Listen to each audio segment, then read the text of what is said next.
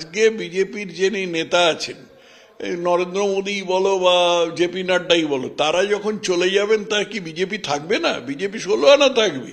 কিন্তু আজকে ভগবান না করুন মমতা বন্দ্যোপাধ্যায় যদি ভালো মন্দ কিছু হয়, 15 মিনিটের মধ্যে দলটা উঠে যাবে। দলটার অন্য কোনো অস্তিত্ব নেই। মমতা বন্দ্যোপাধ্যায় ছাড়া দলটার কোনো অস্তিত্বই নেই। 15 মিনিটের মধ্যে দল উঠে যাবে। অতএব মমতার পক্ষে বা তৃণমূলের পক্ষে এই তথাকথিত ঘর গুছানোর কথাটা যেটা তুমি বলছো, সেটা বিজেপির প্রতি আদৌ প্রযোজ্য নয়। তথাকথা আমরা দেখলাম যে সম্প্রতি কার্তিক মহারাজকে পদ্মশ্রী দেওয়া হয়েছে। তারপর তৃণমূল কংগ্রেসের পক্ষ থেকে কুণাল ঘোষ বা তৃণমূল কংগ্রেসের অনেক নেতা তারা বলছে যে একটা বিষয় স্পষ্ট হয়ে গেল, বিজেপি যাকে চাইবে এবং বিজেপির যারা হয়ে কাজ করবে তাদেরকেই বেছে বেছে পদ্মশ্রী দেওয়া হচ্ছে। এমনকি তৃণমূল কংগ্রেসের একজন মুখপাত্র রাজু দত্ত তিনি একেবারে প্রকাশ্যেই বলেছে পদ্মশ্রীটা কি বিজেপির বাপের সম্পত্তি। কি বলবেন? কে রাজু দত্ত? তৃণমূল কংগ্রেসের একজন মুখপাত্র। তার বাপের নাম কি? তার বাপের নাম কি তুমি কি জানো? জানো না, আমিও জানি না। এগুলো ফেলে দেওয়ার মতো একবারে কই। এতে আমি কোনো প্রতিক্রিয়া জানাতেই রাজি নই। একটা কোথাকার ফোড়ে একটা কি বলেছে তৃণমূল কংগ্রেসের, তাতে একটা প্রতিক্রিয়া জানাতে হবে, আমি রাজি নই। আমি এটা ইগনোর করছি। আমরা দেখলাম যে কলকাতা, উত্তর কলকাতার একটি কলেজে তৃণমূলের দুই গোষ্ঠীর মধ্যে দ্বন্দ্ব। সেখানে কুণাল ঘোষ তিনি বটতলা থানায় পৌঁছে গেলেন এবং দেখা গেল যে অভিযুক্ত একজন ছাত্রকে তিনি ছাড়িয়ে নিয়ে এলেন। ইতিমধ্যে এটা নিয়ে একটা বিতর্কের ঝড় উঠেছে। যদি পুলিশ কোনো ঝামেলা, এই ধরনের ঝামেলা হয়, পুলিশ যখন এই বিষয়ে ব্যবস্থা নেয়, সেখানে তৃণমূল নেতা এইভাবে থানায় পৌঁছে যাওয়াটা একটা বিতর্ক হচ্ছে। এটা নিয়ে কি বলবেন? তোমার এই প্রশ্নটার জবাব দেবার আগে আমি আগের যে প্রশ্নটা ছিল সেটা একটুখানি বলে নি। আগের যে প্রশ্নটা ছিল কি ছিল? পদ্মশ্রী। হ্যাঁ, পদ্মশ্রী এবং কার্তিক মহারাজ কবে বিজেপির হয়ে কিছু বলেছেন বলো তো? কবে বিজেপির হয়ে কিছু বলেছেন? এই কোথাকার ফোড়েই যে কি নাম করলে, আমার নামটাও ভুলে গেলাম, সেই ফোড়ে বলতে পারবে যে কার্তিক মহারাজ কবে বিজেপির? কার্তিক মহারাজ যেটা করেছেন সেটা হলো হিন্দুদের হয়ে বলেছেন। এখন তৃণমূল দলটা দাঁড়িয়ে আছে মুসলমান ভোটের উপর। তৃণমূল দলের একমাত্র সম্বল হচ্ছে মুসলমান ভোট।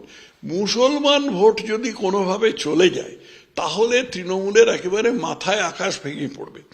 এখন কার্তিক মহারাজ এমন একজন লোক যিনি মুসলমানদের ভয় পান না এবং বেলডাঙ্গার মতন মুসলমান অধ্যুষিত জায়গায় তিনি হিন্দুদের সপক্ষে দাঁড়িয়েছেন। তিনি তো বিজেপির সপক্ষে দাঁড়াননি, তিনি হিন্দুদের সপক্ষে দাঁড়িয়েছেন। এতেই তৃণমূলের ঘাড়ে আকাশ ভেঙে পড়েছে এবং ওই ফোড়েরা ও সব উল্টোপাল্টা চিৎকার করছে আর কি, তাতে কিছু এসে যায় না। এবং কার্তিক মহারাজ আজকে একটা, যাকে ইংরেজিতে বলে ট্রেল ব্লেজিং করেছেন। আমরা আশা করতে পারি এরপরে আরো লোক এরকম ভাবে বিজেপির হিন্দুদের সমক্ষে হিন্দুদের সমর্থনে দাঁড়াবে। কারণ এতদিন ধরে এই মোহনদাস গান্ধী, বামপন্থী, কংগ্রেসি এদের সমস্ত প্রচারের ফলে একটা দাঁড়িয়ে গিয়েছিল যে হিন্দুদের কাজ হচ্ছে পড়ে মার খাওয়া, মুসলমানরা মারবে আর হিন্দুরা পড়ে মার খাবে, এইটাই হচ্ছে দস্তুর। এর বিরুদ্ধে হিন্দুদের কিছু বলবার থাকতে পারে না। কিন্তু এই কার্তিক মহারাজ যে সেই প্রতিবাদটা করেছেন এবং প্রকাশ্যে করেছেন, তাতে এদের মাথায় বাজ পড়ে গেছে এবং এই যে স্বতঃসিদ্ধ অ্যাক্সিয়ামটা যেটা এরা চালু করবার চেষ্টা করছিল সেটা ঘা খেয়েছে এবং সেটা ধসে পড়ে যাবে।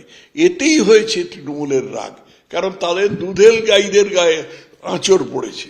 এটা এক নম্বর। দ্বিতীয় যে প্রশ্নটা ছিল যে ওই ছাড়িয়ে এলেন, কুণাল ঘোষ তো হিসেবের মধ্যেই না। মমতা ব্যানার্জি নিজে মুখ্যমন্ত্রী হওয়ার পরে ভবানীপুর থানা থেকে 2টো আসামি ছাড়িয়ে এনেছিল, মনে পড়ে? 2011 সালে মুখ্যমন্ত্রী হওয়ার অল্প পরে ভবানীপুর থানা থেকে 2টো আসামি ছাড়িয়ে এনেছিল। ভাবা যায়? পুলিশকে সামনে বলেছিল, সকলের সামনে বলেছিল আপনাদের ধরে চাপকানো উচিত। তার ফলশ্রুতি আমরা দেখতে পাচ্ছি গতকাল সিউড়িতে পুলিশের কলার ধরে দুষ্কৃতীরা টানছে। তো এরপরে আর কি হবে? পুলিশকে গুলি মেরে চলে গেল কোথায়, মালদায় না কোথায় একটা জায়গায়।